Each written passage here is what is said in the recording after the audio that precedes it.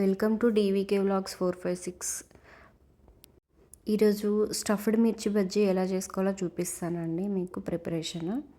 టోటల్గా 2.5 కప్స్ తీసుకుంటానండి. అందులో హాఫ్ కప్ అయితే నేను రైస్ ఫ్లోర్ తీసుకున్నాను, బియ్యం పిండి. ఇంకొక 2 కప్స్ ఏమో శనగపిండి తీసుకుంటున్నాను. అందులో మీరు కొంచెం వంట సోడా కలుపుకోండి, వంట సోడా వేసుకోండి మీరు, ఎందుకంటే కొంచెం సరిగా రావడానికి, పొంగాలి కదా, అందు గురించి. ఇంకొకటి బియ్యం పిండి కూడా పొంగి క్రిస్పీగా ఉండడం కోసం బియ్యం పిండి తీసుకుంటాం. అలాగే కొంచెం పసుపు, సాల్ట్, కారం వేసుకోండి. ఇట్లా ఒక ఫోర్క్ లాగా కానీ లేకపోతే ఎగ్ కలుపుకునే దాంతో కానీ మీరు ఇట్లా అనుకుంటే మొత్తం ఉండలుగా ఉండకుండా మొత్తం కలిపేసుకోండి.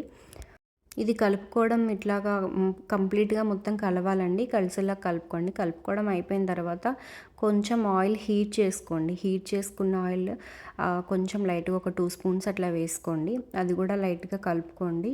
ఆ తర్వాత ఒక గ్లాస్ వాటర్ తీసుకొని మనకైతే దోశ బ్యాటర్ ఎలా ఉంటుందో దోశ బ్యాటర్ కన్సిస్టెన్సీ వచ్చే వరకు వాటర్ కలుపుకుంటూ అలా కలుపుతూ ఉండండి. మనకు స్పూన్తో కలపాలంటే కొంచెం కష్టం. నేనైతే ఫస్ట్ స్పూన్తో వాటర్ వేసుకుంటూ తిప్పి ఆ తర్వాత చేతితో కలిపేసుకున్నాను. మీకు ఎలా కంఫర్ట్ అనిపిస్తే అలా కలిపేసుకోండి. కలుపుకొని చూస్తున్నారు కదా, దోశ బ్యాటర్ లాగా రావాలండి. అట్లా అయితే మీకు మిర్చికి సరిగా పిండి మొత్తం అంటుకుంటుందండి. కొంచెం లూజ్ అయితే మళ్ళీ మీరు శనగపిండి యాడ్ చేసుకోండి, ఏం పర్వాలేదు. ఇప్పుడైతే నేను ఇంకొక బౌల్ తీసుకొని ఆ ప్లేట్లో మిర్చిలో స్టఫ్ కోసం అయితే ఇప్పుడు నేను ఈ బౌల్లో ధనియా పౌడర్, సాల్ట్, జీలకర్ర తీసుకోండి. జీలకర్ర ప్లేస్లో ఓమ అయినా తీసుకోవచ్చు, లేకపోతే జీలకర్ర కొంచెం ఓమ కొంచెమైనా తీసుకోవచ్చు. ఏదైనా మనం డైజెషన్ కోసమనే తీసుకుంటాం అవి రెండు.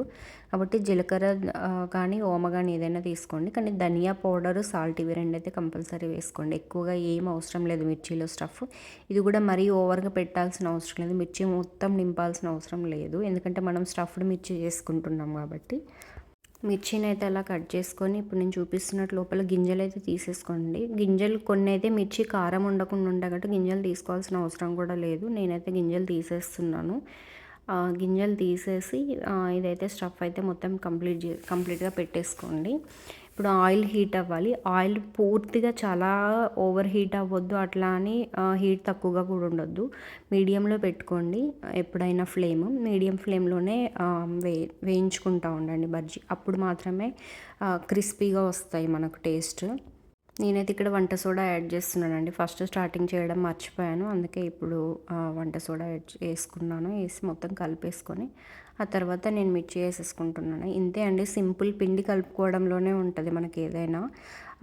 ఇందులో అయితే మీకు క్రిస్పీగా రావడానికి, టేస్టీగా ఉండడానికి మనం ఎక్స్ట్రా యాడ్ చేసిందంటే బియ్యం పిండి కొంచెం యాడ్ చేసుకుంటామండి. ఇంకొకటి పొంగడానికి వంట సోడా వేసుకుంటాం. ఇవి రెండు ఇంపార్టెంట్. ఇవి రెండు బాగున్నాయంటే సరిగా వేసుకుంటే మాత్రం బజ్జీ బాగా వస్తాయండి. అలాగే పిండి వంటలు కానీ ఇట్లా ఏవైనా స్నాక్స్ చేసుకున్నా కానీ ఉప్పు కారం కరెక్ట్గా వేసుకుంటేనే టేస్ట్ బాగుంటాయి కదా. ఉప్పు కారం 1-2 సార్లు చెక్ చేసుకొని వేసుకున్నాను. స్టఫ్డ్ మిర్చి బజ్జీలు ఇప్పుడు బజ్జీ ఇట్లా కంప్లీట్ అయిన తర్వాత మధ్యలోకి కట్ చేసి అందులోనైతే నేను ఆనియన్, కొత్తిమీర, కొంచెం కరివేపాకు పొడి, కారం చేసుకుంటాం కదా మనం ఇడ్లీలో తినడానికి, ఆ కారం కూడా యూజ్ చేసి వేసుకున్నాను నేను పైన.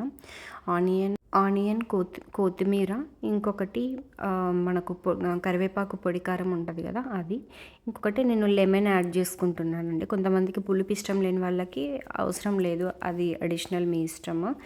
కానీ లెమన్ ఏదైతే ఉందో లెమన్ వేసుకుంటే టేస్ట్ బాగుంటుందండి, మీరు ట్రై చేసి చూడండి. ఇంతే అండి, టేస్ట్ అయితే చాలా బాగుంటుంది. చాలా సింపుల్. పిండి కలుపుకునేప్పుడు కొంచెం కేర్ఫుల్గా కలుపుకోండి, సరిపోద్ది. ఇంకొకటి ఏంటి అంటే మీకు రోడ్ సైడ్ మనకు ఎట్లయితే స్ట్రీట్ ఫుడ్ లాగా ఉంటుందో సేమ్ ఇలాగే ఉంటుంది స్టఫ్డ్ మిర్చి బజ్జీ. కొంచెం బియ్యం పిండి వేసుకుంటే క్రిస్పీగా ఇట్లా బాగుంటుంది. మీరు కొంచెం ఈ స్టఫ్డ్ టైప్ చేసుకుంటే మాత్రం ఇంక ఇంట్రెస్ట్గా తినొచ్చు, ప్లెయిన్గా కాకుండా. అంతే అండి, స్టఫ్డ్ మిర్చి బజ్జీ కంప్లీట్ అయిపోయింది. టేస్ట్ అయితే చాలా బాగా వచ్చాయండి. మరి మీరు కూడా ట్రై చేయండి. ఇంతే అండి, బాయ్.